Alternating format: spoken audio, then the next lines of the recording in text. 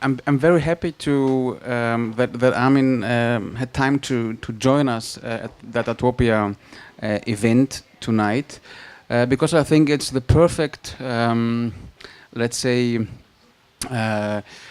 introduction to the topic of Datatopia, dealing not only with the future, as we discussed the first day, but also with the history of the future. And we will see that Armin tried to catch historical places of future all over the world, technological spaces of the, let's say, economy, of social and cultural production. And so I'm very happy that you are here, Armin, because I think you are the perfect starting point for the next days and the next discussion, talking about infrastructure, the environment, the data, and that kind of archaeology we try to start over the next days.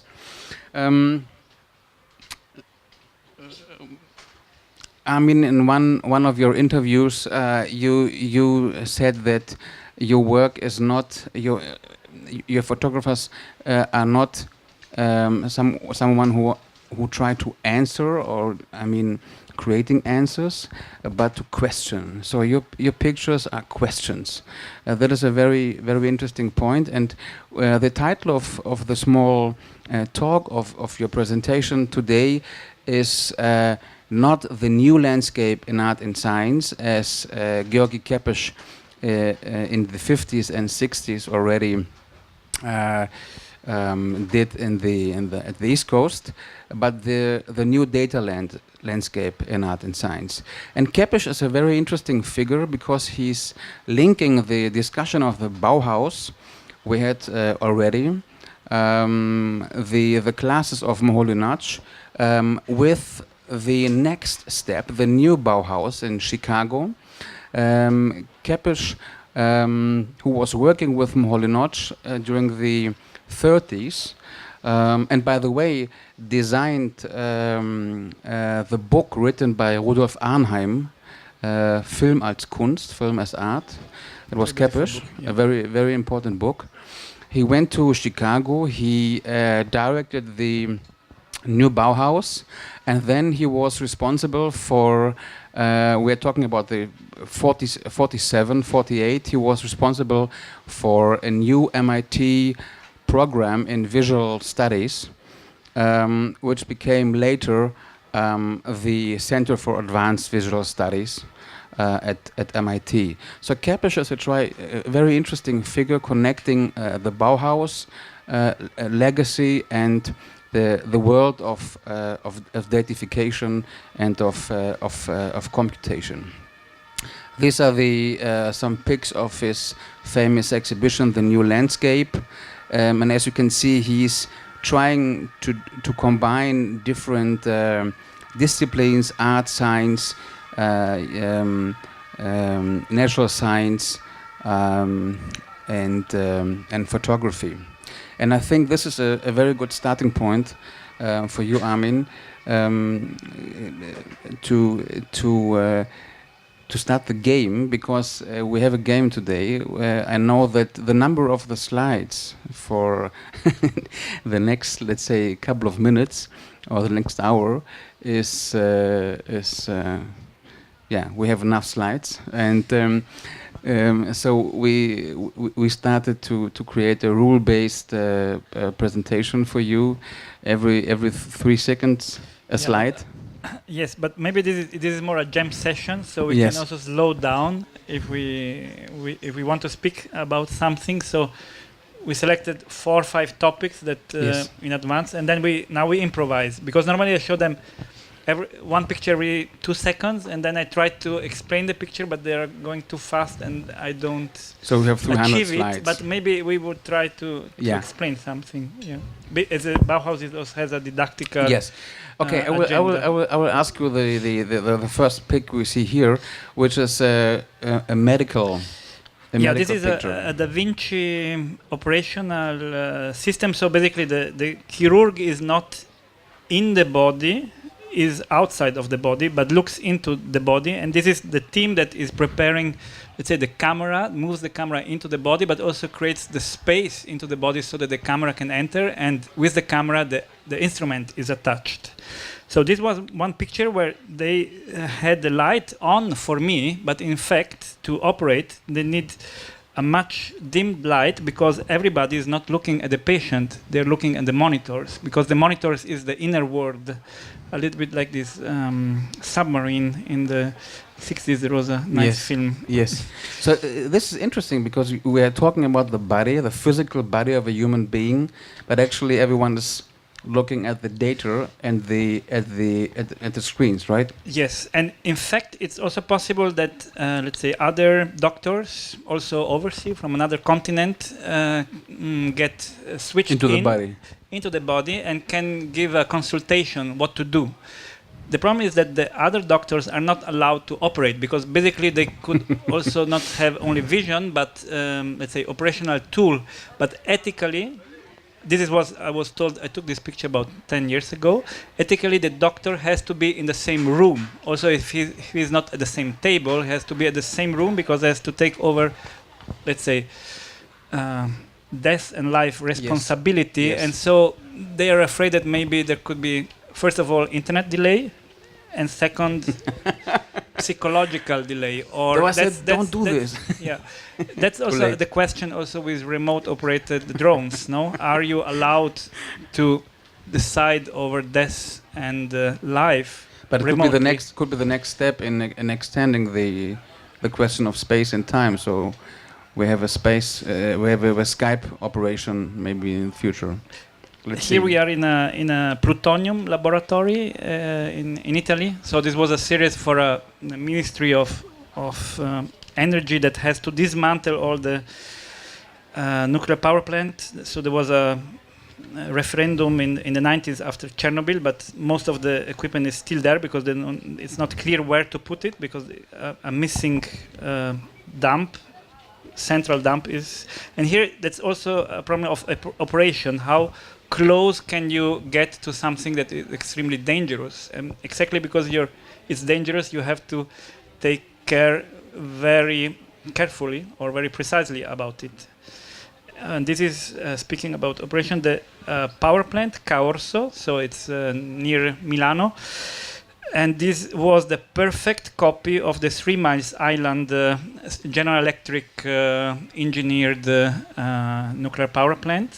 And so after the 3 Miles Island, before they closed it down, after the accident in 3 Miles Island, they put this color signal. So blue is not so important, yellow is quite important, and red is very important. So somehow, speaking about interface and operation. But is this designed by was the interface designed by Bonzipe? No. No, that's another one. Okay. Or operations. This is a replica of the Mir of the International Space Station. This was some years ago in Star City in Moscow. So, how do you replicate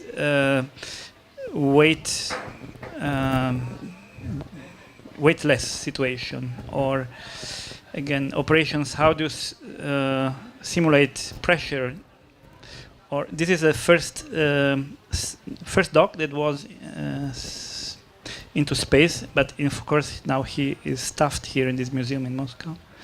Or the first satellite, or a friend playing ping pong, or a model of Lego model in the studio of Ettore Sozzas, or a power plant in Kajakaratsi power plant in Japan. So it was in fact 7 power plants that together had the most powerful production. Just a second. I mean, please go back to the Lego house. I'm very curious. What is Sozzas doing with that playful house? I don't know. I visited him in the studio and I photographed around and I liked it. But in fact, I didn't ask him because sometimes photographers are shy. I mean, you just photograph and then, or maybe he was too busy or maybe. Yeah. He's very proud of that. Is it? I know the house. You know the house?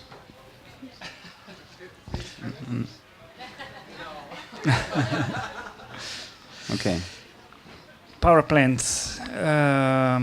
Yeah, so again here it's about the operation rooms and how do you interface. So that's, you can see here, for example, that's also a design issue, because nuclear power plants, you understand when you photograph them that they look quite old, because you understand that to develop the technology you need 10 years, then you have the technology, then you go to a designer, ask, could you please design me the interface, and then it takes another 10 years, and then they say, okay, now we have the design, let's build it.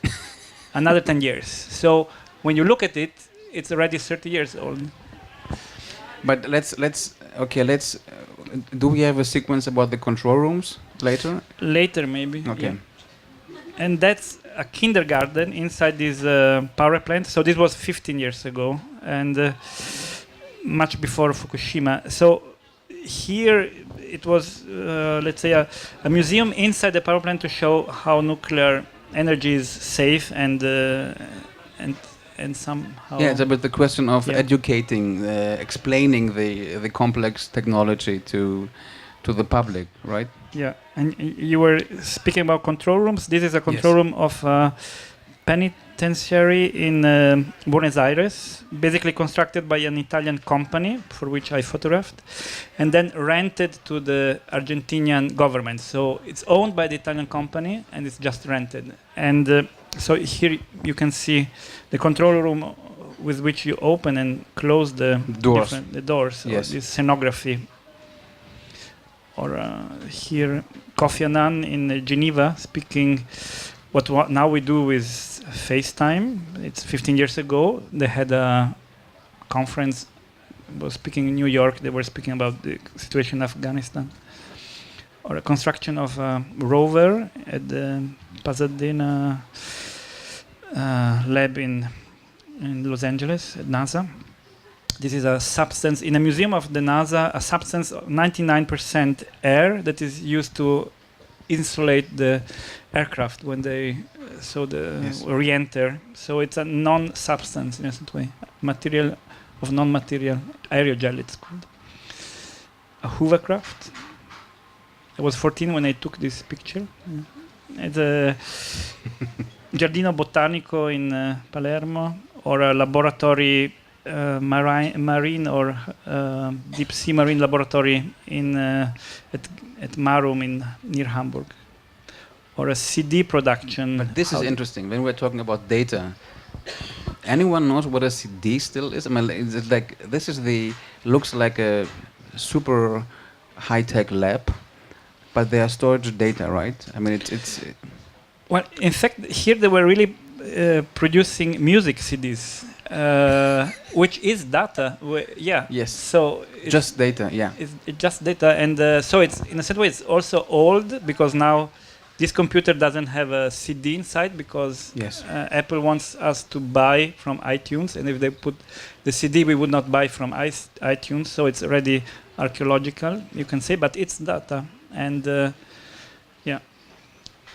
Or this is in the restoration laboratories. So one topic was laboratories, and here we see the X-ray of Rembrandt painting, and also you see a movement here. It's also data, because you see that Rembrandt changed his mind, and he wanted this woman to be more melancholic. So you can see that in a certain way the data of time. It's speaking of Molinage, maybe something. Yes. Or the laboratory of X-rays. Here we see sculptures. They have also cyclotron with which then they can date archaeological and painting materials. Here we change. We built different clusters for the presentation. Yes. We have, let's say, the idea of laboratories. We have landscapes in different forms. We have the idea of archives or data storage later on. So this is the cluster of the landscapes, right? Yeah. So here we are, the Reggia di Caserta, and that's where the last Star Wars was filmed. So of course, with additional 3D rendering. And this is a club, a military club inside the He Regia. looks not very amused. No. No. Oh, this is the Wittgenstein house in Vienna. So you can say it's an interior landscape or a laboratory inside the airport of Schiphol in Rotterdam, and it's the flower market. And basically, this is also changing. It will be soon archaeology, but what happens here that there are little transporters that bring in the batches of flour, and the system recognizes who made the best bet and brings these flowers to the right truck or to the right airplane to then being flown all over the world. But half of the flowers come from Holland. The other flowers come in from South Africa and South America. So you have a point of distribution of economy and goods and logistics exactly in the same... Controlled by automation systems, right? Yes, yes. And in the same country where the first economical crisis, the tulps crisis, happened. And here we are in El Ejido in south of Spain. And that's an empty tomato greenhouse. And it's about 500 meters by 500 meters large. And in this case, the tomato that will come in are transported from England, from a supermarket Sainsbury. And so basically the supermarket rents the greenhouses, and then the workers come also from England. The workers come mostly from Morocco when they are needed, and then they are sent back. So it's a very interesting thinking that, in a certain way, also the entrepreneur that sets up the greenhouse, he doesn't own the goods. He just rents yes. Not only the craftsmanship, but also the infrastructure and the know-how. Or this is one of your famous. Yeah. In the famous meantime, bricks. this Kidom is IKEA, or speaking about landscape, a water dam in Grand Ixens. So this is also where Jean-Luc Godard made a documentary, his first film in the construction of this Operation Concrete, right? Yeah, Operation Beton. Yeah. Beton, yeah. And so one of the interesting, let's say one of the triggering point was when I read about 20 years ago about the construction of the three water dam in China. And I thought it could be interesting to photograph not only the construction of the water dam, but what was happening around, because it would be like flooding a city like Milano. Basically, it's also reconstructing the infrastructure for the 2 million people. And so it was a triggering point for my interest in landscape and technology. But somehow. how you are choosing the places? I have a wish list. And then I try that the wish list comes true. Yes. And sometimes I know that. And then sometimes it happens by itself. Sometimes you have to help it. And sometimes you think something is interesting, then you change idea. You have a search system. I mean, your wish list is just luck. Yeah. Okay, lucky boy. So that's the inside of one of these water dams, or this is the fisherman trying to fish the fishes that are a little bit stoned after getting, or a karaoke club, or the engineer's room. Here I didn't ask permissions. It seems to me that your work is trying to focus on something like the backstage area of globalization, or the backstage area of data society. Yeah, but that's the problem of point of view, because you could say that the backstage is the main stage, and what we are seeing, let's say, in the media is the backstage. So the problem is this changement of the problem in photography is where you position your camera generally. Yes. And how your body enters the space and how you negotiate the space. So, and sometimes it's not when you are in the space, the negotiation. When you speak about the wish list is not only to ask how can I, let's say, can I photograph this place, but on which conditions can I photograph this place? Can I really enter it? Can I? And that's something that you have to understand before, if you want to engage in it or not, because often there are not the conditions to do it in a constructive way or in an interesting way. So that's a construction of a channel of a water dam in Pakistan, and that was very near Afghanistan border. So these are the refugees that were around there, and this was a truck between the border of Afghanistan. Luckily, yeah. Or a poster for the advertising for the nuclear engineers of Pakistan. Or here, that was another moment. This was something like 14 years ago. The Kumbh Mela, it's a Hindu festival in India where 40 million people gather. Just a second. This is very nice. I mean, this is the power of being dangerous, like, and creating this. It's a beautiful picture. Amazing. Okay.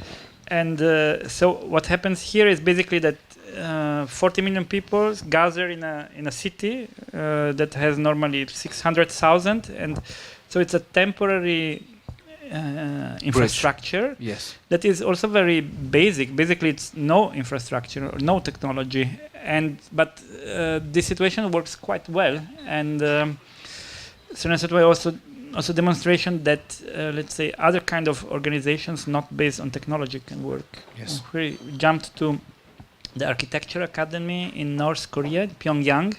So these are some of the folkloristic references. We should discuss now the references of the Architecture Academy, but well, there were took about other too long. 10 panels. Yeah. Yes, other 10 panels. Yeah. Okay.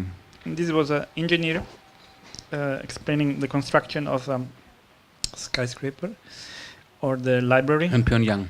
in Pyongyang.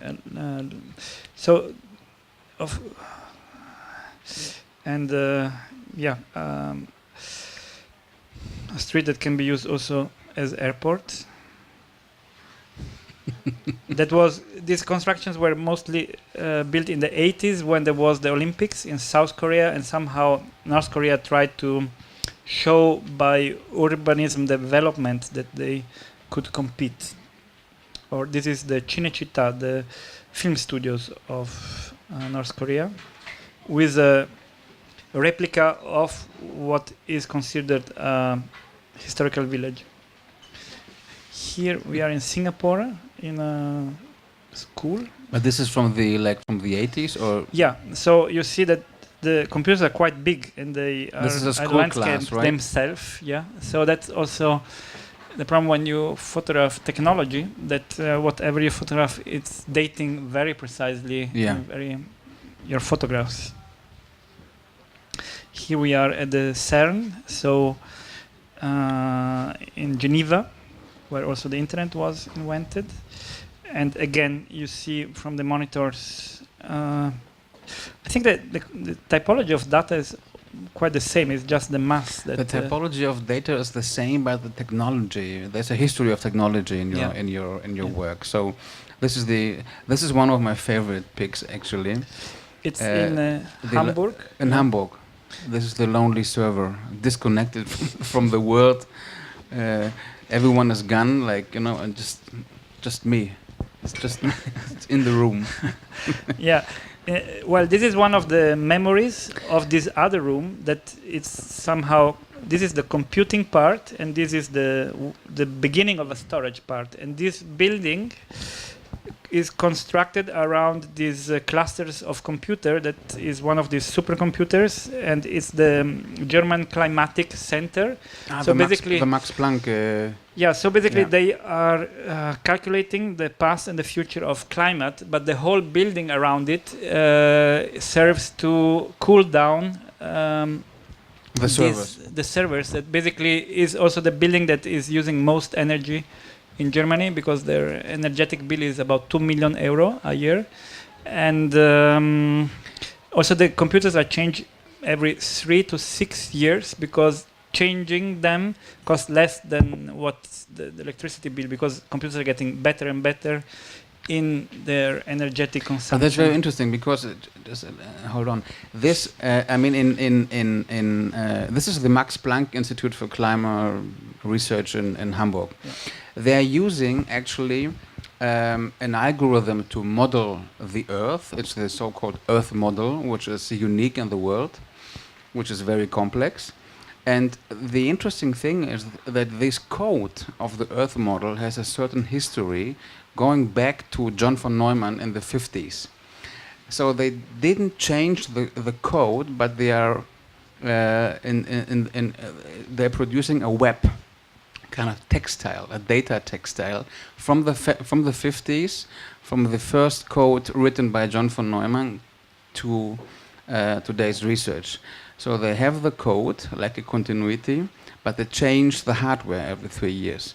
This is a very interesting aspect of that work. Yes, so in fact, climate modeling is very connected to the nuclear fallout. So, in a certain way, the weather prediction was the visit card for the whole nuclear bombing computational part. And also, it's also interesting to think that one of the first climatic centers was set up by Margaret Thatcher at the end of the Cold War in London, in a certain way, to recycle all the technology from developing the nuclear bombs. Yes. I mean, this is a simplification that I'm giving, but do we have the slides of the computer trash? Yes. Coming. Yeah. Okay. I'm sorry. Here we have the server room of Occupy Frankfurt, just sized by the police. So another server room. Hold on a second. So this was the server room of situation of the movement. Yes. But the computers were kind of sized, so the hard disk was taken out. Or again, replicas. Maybe this is a repetition. This is the replica of the Mir space station. So that is that when you have a problem on the computer in space, or of course also the hardware, you have to mirror the whole environment, right? Yeah, they could reproduce the problem on Earth and then tell to the astronauts what they had to do. That's amazing. Again, this very, let's say, old-fashioned design, but in fact, what you see here is the loading of the fuel of a proton rocket, and the proton rocket is at the moment the only vehicle that can bring humans and products to the International Space Station. And really, it's incredible. This is the design of the technology. So this is the control room. This is not the control room. This is of the whole operation. This is the control room of the gas filling, of the fuel filling. And these are the astronauts getting ready to get on the proton rocket. This is the control room of the Buran, that was the Russian space shuttle. All that pics are about the dream of the human beings being in control of the world, or being in control of the complexity of the environment. Have that kind of data overview of the world in mirroring that environment, using that kind of control rooms, right? It's the dream of a control room. It's actually no control room. Okay. And landscapes, natural landscapes. This is in Katakyushin, south of. Did you say natural landscapes? Yes. No, I'm just asking. Yeah. This is the ESA telescope in the Atacama Desert. So it's not one telescope, but it's a series of telescopes that work like with an interferometer. And of course, what is interesting that the data that is coming out is in fact a data flow, and not all is computed, but only if a scientist is interested in a specific, let's say, area or galaxy, then the computer gets to calculate let's say, the flow, and that's also what's happening with satellites. The flows are continuous. So there's a data traffic all the time. Yes, and what is really expensive is to make the calculation, is not the data. And who is deciding at which point we are going into the data traffic? Well, there is most of these institutions have a plan, a regulation, so there is a calculation and computational time that gets kind of, how do you say, bet by the different scientists, and there is a scientific committee that decides how these resources should be allocated. And so in a way, you see the same image until the last sensor. So this is the computer trash. Yeah, here we are in Guilin, so where we see what most of the hardware that we saw in the other pictures, how it gets recycled. And it's also interesting that the gestures are very... But is it really recycled? I mean, or is it just like... No. I think it gets recycled, and the gestures are very near to the one of agriculture, so it gets, in a certain way, harvested. And the two words are very near in a certain way. Here we are at the Etna in Catania. So these monitors are looking at different sensors of the volcano. Or here we are entering, let's say, the Earth. Here we are at the uranium mine in Arlit in Niger. So basically, this is the place where the uranium for all French nuclear power plants and also the German ones. But why was that place on your wish list? So it was part of a wish list of Ursula Biemann, a friend artist that was making a project on migration in the Maghreb. And so I accompanied her as a collaboration. So okay. a lot of these projects have really very different production histories. And again, this is the village around Arlit. But this is a very melancholic pic, like this one too. I mean, what are they doing? Is it like they're waiting for something or trying to catch the data traffic? I think it's just that you are in the middle of the desert, but you are in an environment that is somehow geopolitically complex, very connected. Not only, let's say, also in an informal way, of course. So simply you need the technology, and it's just because we are surprised to see the context, but it's also somehow nothing special, you could also say. Here we are in Bremen. Nespresso shop. Yes. In fact, this is the Marum archive of deep sea bed extractions. So these are geological extractions from the seabed from all over the world that are collected, or palm oil plantation. In a certain way, this is the preparation of the land for a palm oil in Indonesia. And here we are in another kind of landscape again. We are in Italy, in Rome, at the Italian bank, and this is a server this is great, yeah. Where the different banks of Europe are interconnected, and they have short time exchange of money. So when there is a problem of liquidity in one bank, they can lend out in a very fast system the money from another bank, and these trading are negotiated almost automatically. So when there was the crisis some years ago, the problem was that this system began to stop because some bank would not trust some other banks, so it could not be dealt anymore automatically. And what is interesting that I could photograph the room, but I was not allowed to photograph the server, really the cupboard, because they didn't want to anybody to know where it was in the building, because this would be the perfect, let's say, terroristic attack point. And there is the exact replica of the same server in Frankfurt. Where in? Frankfurt, at the European Bank. You can tell us later. Yeah.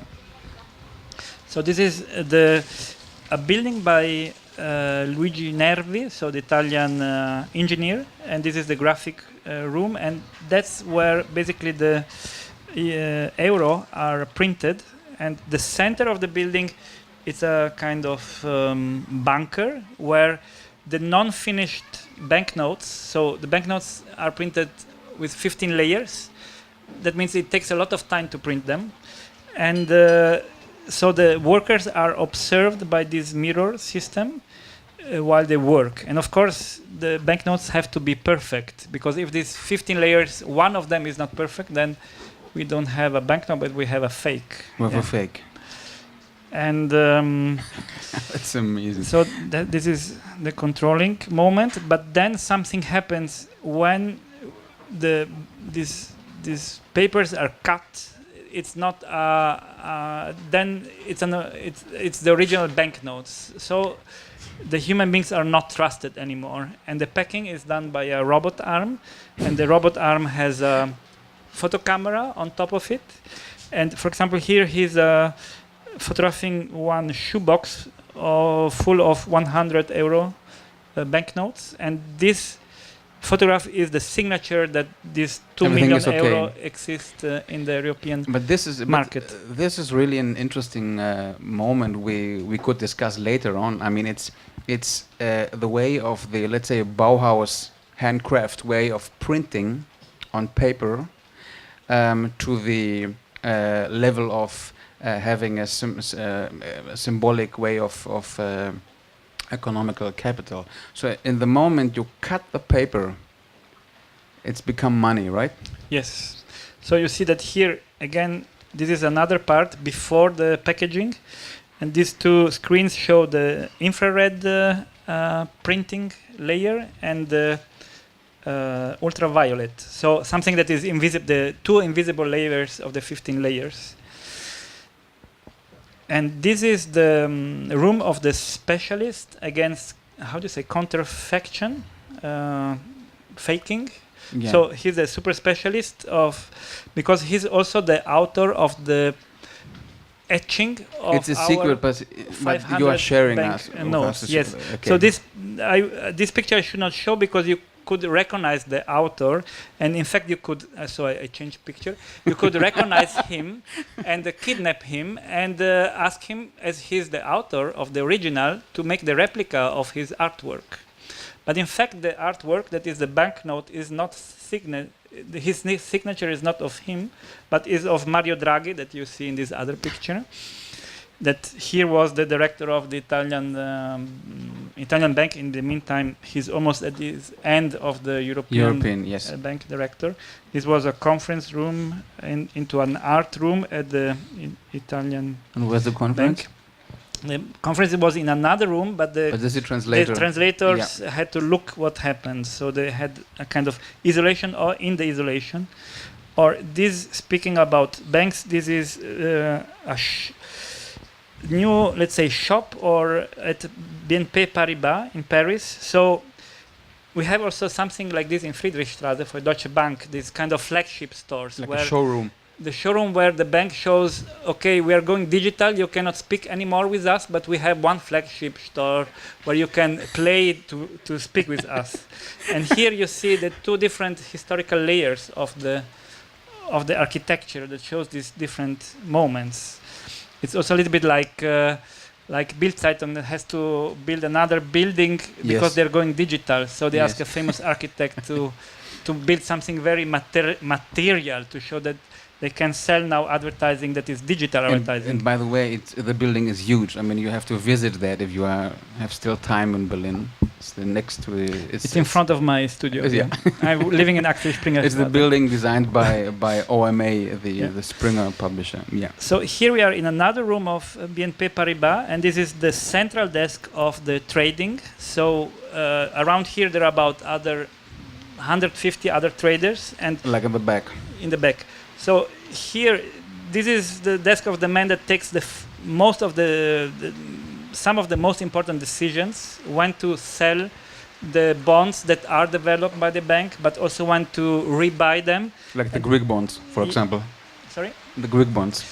Well, depending on the moment, but what is interesting that he has this kind of strange Baroque mirror on top of his monitor. On top, yeah. With which he can decide, he's in direct contact with all his team around him. And it's very interesting that to take again a decision that is completely in the digital realm, he needs a very physical device, and like a dancer on a stage that needs to know what the other dancers around him are doing to be in the perfect timing in a certain way.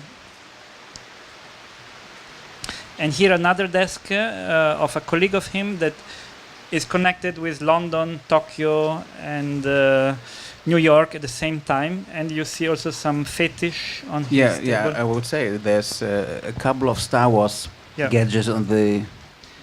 Okay, it's that a good sign that the trading people are Star Wars well, fans? Maybe it's about adrenaline. Getting need some friends to get the adrenaline down, and this again is in Frankfurt, and it's the presentation of the €5 banknotes that was done at the Archaeological Museum. As the reference was Greece as a, let's say, what European tradition. Can I say that? What a joke! The reference was was Greeks. Okay, but and here we are at the library of the Greek Parliament that in fact was designed by a German Bavarian architect, as the Greek Parliament building was the palace of the Bavarian king of Greece. And here we are entering the deposit of the library, and this is the document of the Greek depths. It's only one page. No, in fact the document has much more pages, but this is the percentage of for each years to be paid back. It's a bit out of focus, but yeah, can I say, like, is it like, please go back. It's really fuzzy. Yeah. Do you have the raw data of the pic? I have another better picture, yes. Yeah. Okay. Just asking. Yeah. So here we are in another section that was wonderful. Yeah. This is the we are entering into another cluster of the presentation, dealing with archives, right? With stories of archives and special archives, and this is a special archive. Well, this was a commission from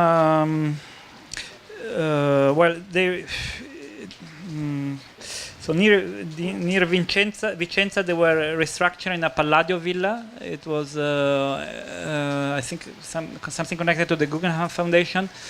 And the project was very nice. In fact, the idea was in this villa to make a school for teachers to teach art. And then 5 photographers were asked to photograph the surrounding of the Palladio landscape of the Palladio. Codogno is the place called. And in such a way, I refused myself to photograph and say, well, but there are already pictures. So I went to the urbanistic office of Codogno and asked for the files of what in Italy you call condono edilizio. That is an invention mostly of the Berlusconi government. So you do something wrong, you build your spontaneous architecture, like this one, something like that, but without asking permission. And if it's not too terrible, you pay and you get, like in a Catholic church, the right to resell it, because the main problem is that you cannot sell it if you have done something wrong. So you pay a fine and everything is okay again. But you have to document that what you did. It's so easy. What you did is not so terrible. And to document it, you need to photograph it as a kind of legal proof.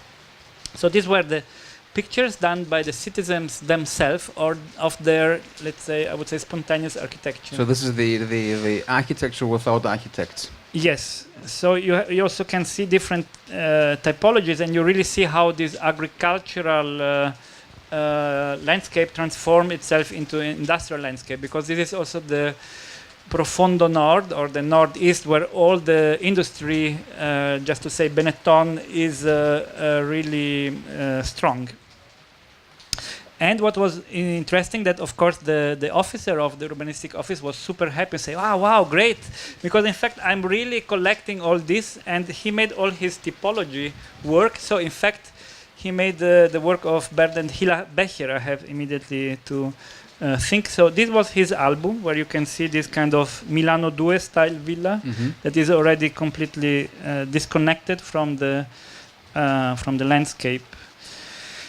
And so this was a way, in a certain way, not to photograph, but to rethink how to deal with photography itself. But now we have this is two pics, this one and this one, and the following one, dealing with the question like how could you present your work, your archive, your picture archive to the public, to the exhibition, to an installation.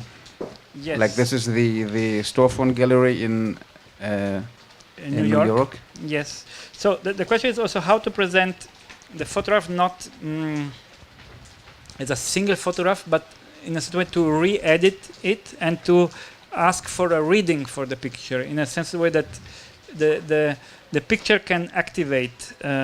So this was another instance, and in a certain way, the problem for me is that it's difficult to present one images, but it's always the connection of the images, and also to enter a dialogue with the public, to reconnect, to re-edit images. This is actually the same way Georgi Kepes designed the layout for the book. Not showing, if you see the book of Kepes, a couple of books about the new landscape art and science and structural thinking and so on, and he always tried to combine different pictures like you. Yes, and so this was a first tentative some 15 years ago with an Italian group of architects, Stalker, at the Triennale di Milano. And my idea was that there was an exhibition, but I didn't want to have to deal with the walls of the exhibition. So we designed these wheels together that were like storyboards that you could move. And of course, sometimes there were accidents because...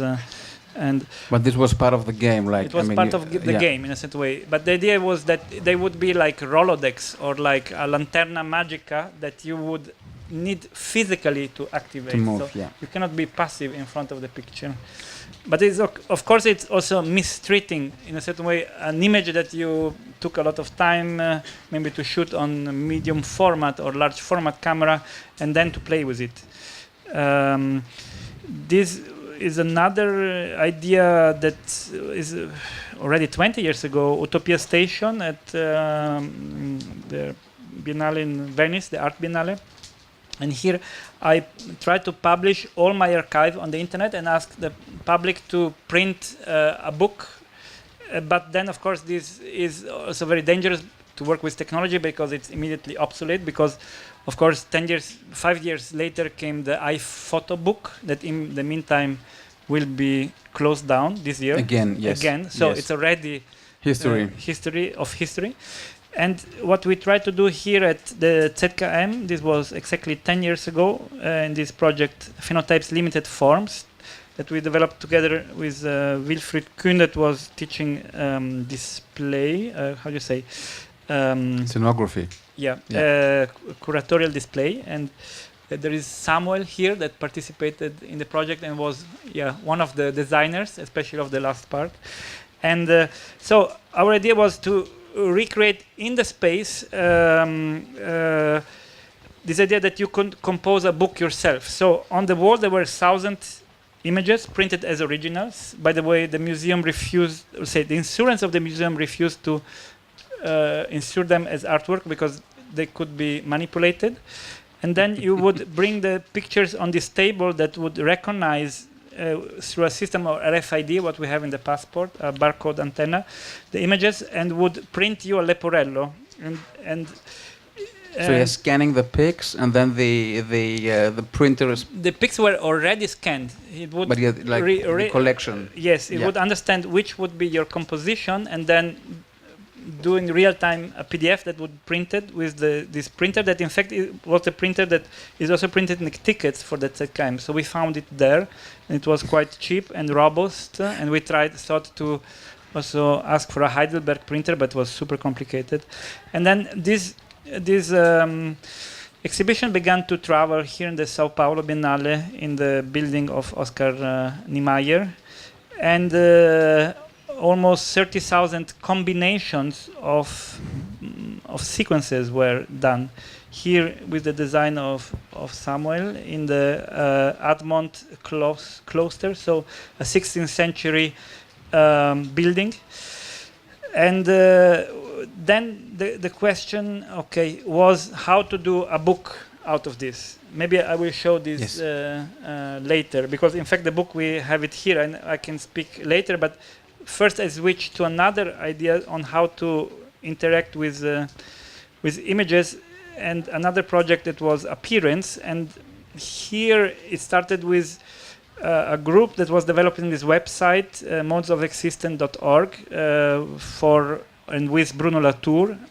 And what was interesting, they asked me if they could use my archive to test the interface, how to bring visual footnotes to comment this philosophical text.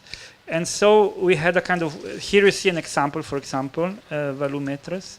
And so we had a workshop where I just printed out these 1,000 photographs on A4, and then Bruno Latour began to select them for his own agenda, so completely detached from the reasons I produced them.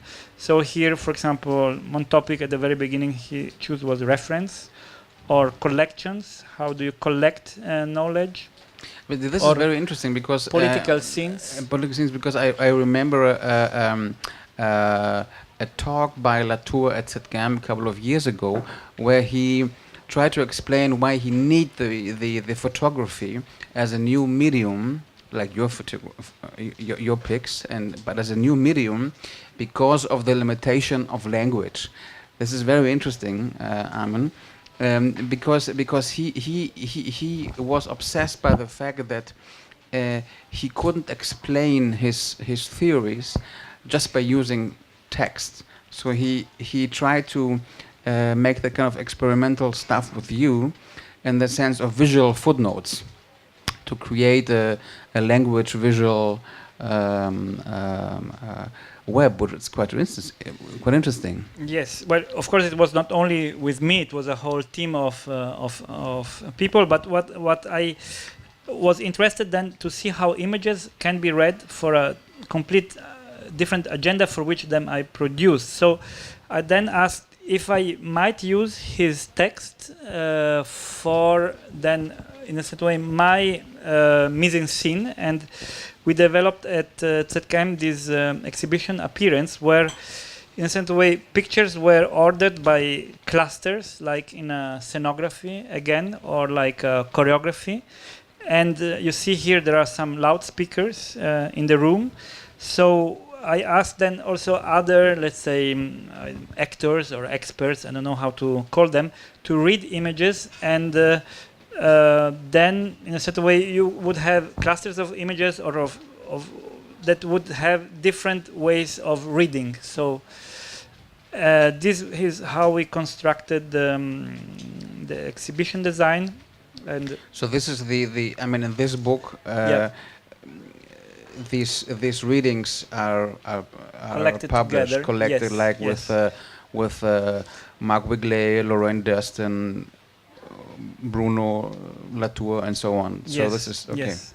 And it was quite interesting to work with Linda van Dersen, that was a graphic designer, and another group of alumni of the HFG Karlsruhe, to try to structure. So this is the map of the topic, and the text then would in a certain way attract like magnets the images on which they would start. So closed system, inside, outside, and here you see again some of the installations. So also the exhibition would change every 4 months, reacting to other exhibitions of ZKM in this case.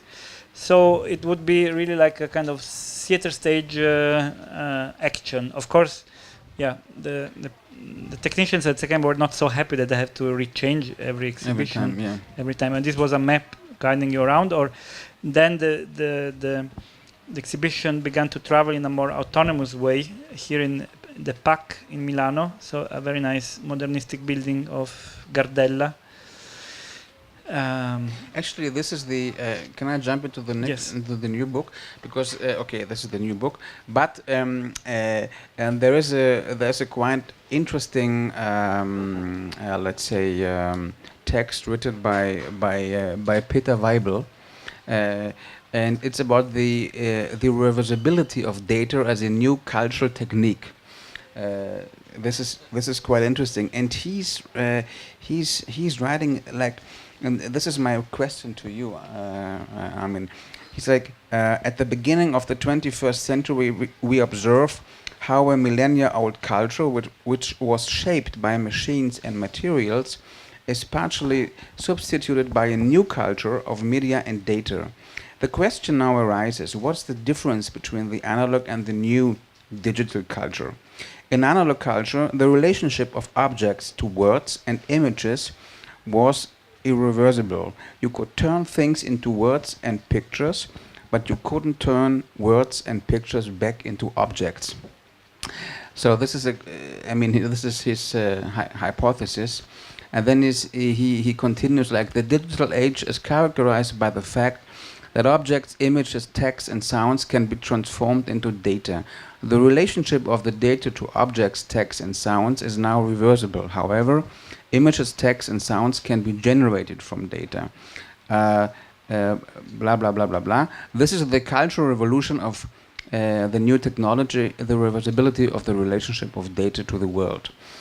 And it's about the relationship of language and visual culture you try to discuss here. I mean, even in the next on the final. Yes. Maybe it's a kind of like you say in Dante, you say contrappasso. How do you say in German? I don't know. Well, anyhow, when I was 16, I studied mime with Marcel Marceau. So, and then you start as a photographer, and you're somehow teach that a good photography doesn't need words. And then at a certain point you say, okay, but why? And it's so great to combine them together. And in fact, they are the same. And maybe, so maybe now there is a kind of emancipation in this sense. In the sense. Yeah. Maybe this came out also through teaching, that I had to teach. And when you teach, you have to begin to speak about your images, and maybe it's also about German dialectics, that then you have to rediscover this part in sense. Which is quite complex, the German dialectics. But you taught at for a couple of years at HFG in Karlsruhe. You're a professor for photography. Yeah. You taught in Venice. At the UF. At the UF, and you were a fellow at the MIT Center for Visual Culture. So you have that kind of let's say background in teaching to create what, to create a new, and that's your last work, the new way of performing your archive, or it's about correlation.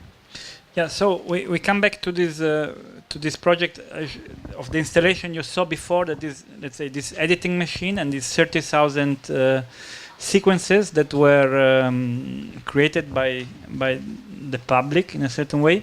And then we decided with Peter Hanappe, that is a programmer that comes from IRCAM, the music department that is very near to the Centre Pompidou, and in the last years worked at Sony Artificial Intelligence Lab in Paris, GSL. So basically the installation was developed with him, that wrote all the software, and also was financed by a European Science Fund on the topic of tagging.